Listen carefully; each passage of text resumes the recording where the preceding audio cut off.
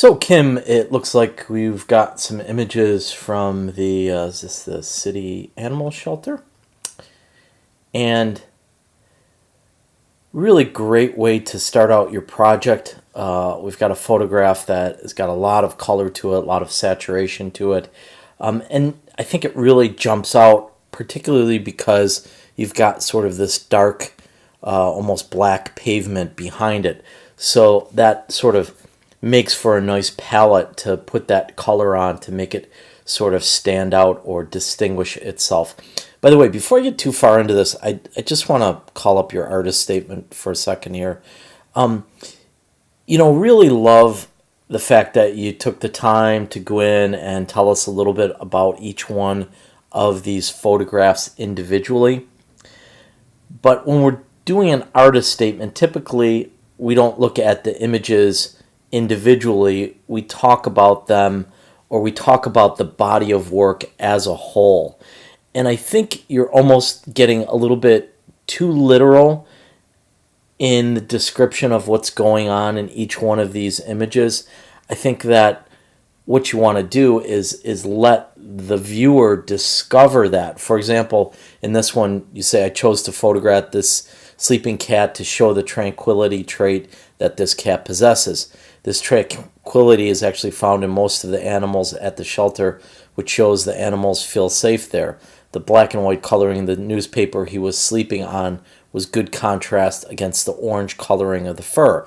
Yes, absolutely, but I think you're almost force-feeding the viewer too much here. For the artist statement, we really want to do a paragraph, maybe two paragraphs at the most, that talk about the body of work as a whole. You're almost micromanaging each one of the individual photographs, or better stated, you're micromanaging the viewer's experience there. So you kind of want the viewer to visually take this stuff away from your images. You don't want to have to sort of pound it out of them with a written explanation also. Hopefully that makes sense. So take a look at the the module that I've included the artist statements on there, and you can see that they're more paragraph based as opposed to sort of descriptions of each individual photograph. So back to our images here. The one thing I did want to look at, whoops, I'm in the wrong program there, into our file info here, ISO 900, all our settings look really good there. So nice image. Kind of interesting that you chose not to include the woman entirely in the shot here, just her hand.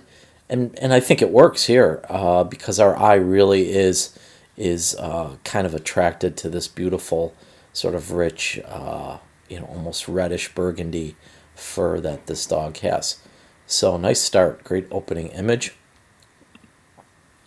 Second image here, sort of looking through the bars, focusing in on the cat's eyes, and especially the cat's fur here. What I really like is because you've isolated it so much, we really start to absorb the details of this cat and almost look at it in a biological way. We kind of see how the nose looks, how the fur looks down here, even like the little pink of the mouth, that unless you really studied a cat, maybe you might not necessarily know. And then of course the way the cat is looking up, it's almost looking up in sort of an empathic way. It's we kind of relate to it because of the way it's looking up and the way its eyes are positioned in the photograph. So I like that a lot. This image, and I believe this was the one that you were talking about in that one frame there. I really like the contrast of the orange against the newspaper. Yeah, absolutely. There's a feeling of quietness in this image, but you are getting a lot of motion blur here. It looks like your hand is shaking a little bit as you're taking this photograph, and I'm sure if we go in here, we're going to see a really slow shutter setting. Yeah, it's 1/13 of a second. So in situations like this, I hate to say it, but really the only solution you have here is you got to have a tripod with you and take images like this with the tripod, because that shutter setting is just way too slow to get a sharp image out of it. And your ISO was pretty high here, so I probably wouldn't recommend putting that ISO any higher, because you're going to introduce a lot of noise into the photograph. So really the only solution I have is one where you use a tripod so that you're not getting this blur in here. Oops, I think I X'd out. I'll come back to that image. So again, I really love how you're focusing in on the eyes of the animal here, although it looks like your sharp critical focus is actually not quite at the eyes.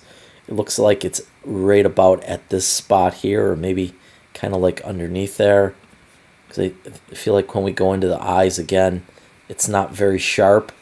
And again, it seems like we've got a little bit of movement there, which probably means, again, very slow shutter setting. Yeah. So one recommendation that I sort of have for everybody is that they get themselves a lens that can go below an f-stop of 5.6, because that's going to let you get a little bit more light in through the lens, which is going to let you have a higher exposure setting or a higher shutter setting. That's going to let you freeze up things. So you're kind of in a tough spot here with just a really low lighting situation and a lens that isn't very fast. So there's not a lot you can do other than what I said before. Use a tripod and try and steady the camera as much as you can. One of my favorite shots of the group looks like you've gotten down low below the cage, and you can almost kind of see the playfulness of the cat. I can almost imagine the cat kind of sticking out its paw and sort of batting you as you walk by, or encouraging you to play with it. So really beautiful shot.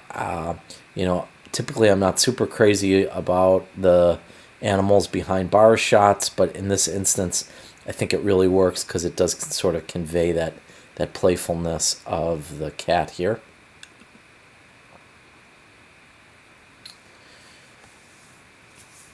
And another neat shot, really love how you've kind of cleaned up the background here. There's not a lot going on, a lot of just empty space here, which really brings our eyes directly on the face of this dog here.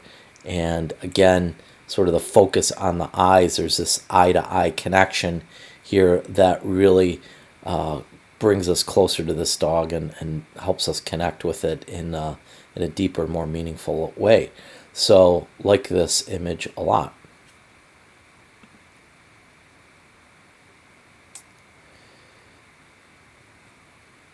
So this cat just has really, really awesome eyes here, and I think the eyes in and of itself really make this photograph. I'm wondering if maybe we lighten up the cat's face just a teeny bit here, and invert that and go in and do a little bit of this. That as we lighten the face up a little bit, now we can see sort of a little bit more details in its face, and opening that up helps us I think just connect a little bit better with the cat there. I did want to check your file info here again, and gosh, you're at 1/8 of a second, and I don't know how to solve this problem, because you are pretty much as high as you're going to be able to go with that ISO, and your lens is pretty much stuck at this f-stop range here. So I mean, you're pretty much stuck where you are, and the only solution there really is here is either bring in some extra lighting, if it's possible, turn more lights on in the room, and if not, unfortunately, you really got to lug around that tripod, because you're just not going to get sharp images without it at that slow shutter setting. And again, we kind of zoom in here, and You can see that it's not super entirely sharp.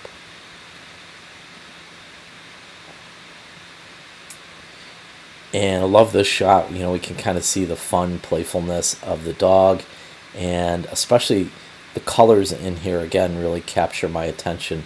That same rich brownish burgundy, I guess we'd call it, fur that this dog has, again really stands out against sort of this very neutral monochromatic background. So I like that a lot. Again, the image is a little bit blurry, and in this case I imagine this dog is probably a little bit hyper and jumping around, and in that sense you probably have a fast shutter setting, 1/160th of a second, which is enough to freeze up something, an animal that's sitting, like if had you taken some of those images where the cat was sleeping or something like that at 1/160th of a second, then it's going to be great. But when you have something moving really fast here, like a jumping dog, you need to be at 1/500th of a second or 1/1000th of a second. Again, you can see as we zoom in here that image isn't very sharp. And the last shot here, in some ways it's kind of a very cold and sterile image, and almost is a little bit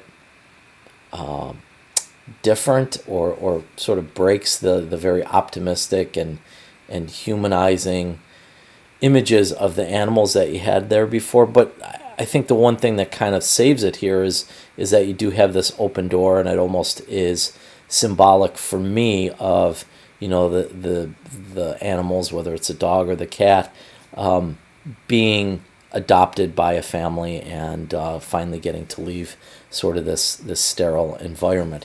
So from that perspective, I think this is really a great closing image, and a nice way to put an exclamation point on the whole project. So generally speaking, I love the way you shoot. I love your composition, the details that you capture, the unusual vantage points, and even the action that you capture in the stuff. But again, I think that your understanding of the shutter and how to freeze up things with the appropriate shutter setting still needs a little bit of work. So continue reviewing your modules. I think it's maybe module 3 that we talk about the shutter and the exposure triangle, 3 or 4, and just pay really close attention to what shutter setting you're using, because that magic number is about a 60th of a second. Anything below that, you almost always have to be on a tripod. And certainly things that are moving really fast, we've got to have a super fast shutter setting.